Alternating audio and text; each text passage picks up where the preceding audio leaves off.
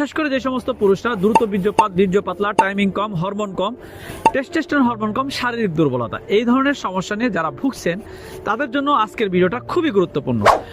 আগেকার রাজা বাচ্চা যারা ছিলেন তারা বেশিরভাগ মানুষই বিভিন্ন ভেষজ গাছগাছালি সেবন করতেন, যেটা সেবন করার ফলে তারা একজন সুপুরুষ হিসাবে তাদের স্ত্রীদের কাছে পরিচয় দিতে পারতেন।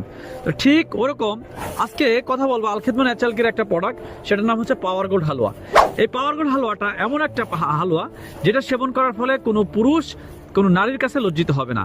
কারণ হলো যে আগেকার এক বাচ্চার দরবারে একজন কবিরাজ ছিলেন, তার সামনে একজন নারী হঠাৎ করে উলঙ্গ অবস্থায় আসে।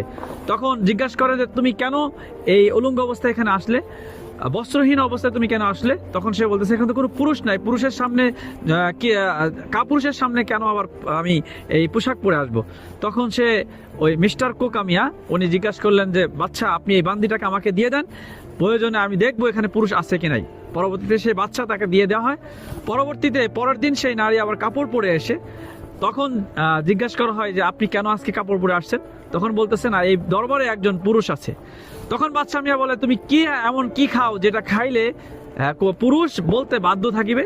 তো তারপরে সেই মিস্টার কোকামিয়া আমাদের এই পাওয়ার গোল্ড হালুয়ার যে ফর্মুলা, এই ফর্মুলা একটা হালুয়া তৈরি করে দেন বাচ্চাকে। সেই বাচ্চা খেয়ে বাচ্চা 4টা স্ত্রী রাখেন।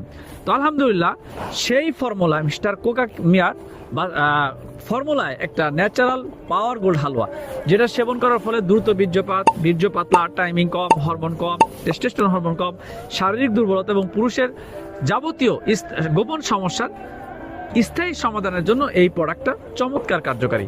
তো যারা দীর্ঘদিন ধরে স্থায়ী সমাধান খুঁজতেছেন, ভালো কোনো প্রোডাক্ট পাচ্ছেন না বা বিভিন্ন জায়গা থেকে প্রতারিত হচ্ছেন, নিজের দাম্পত্য জীবনে সুখী না, তাদের জন্য এই প্রোডাক্টটা চমৎকার কার্যকরী। তাই যাদের এই প্রোডাক্টটা লাগবে তারা সরাসরি আমাদের স্ক্রিনে দেওয়া নাম্বারে যোগাযোগ করেন।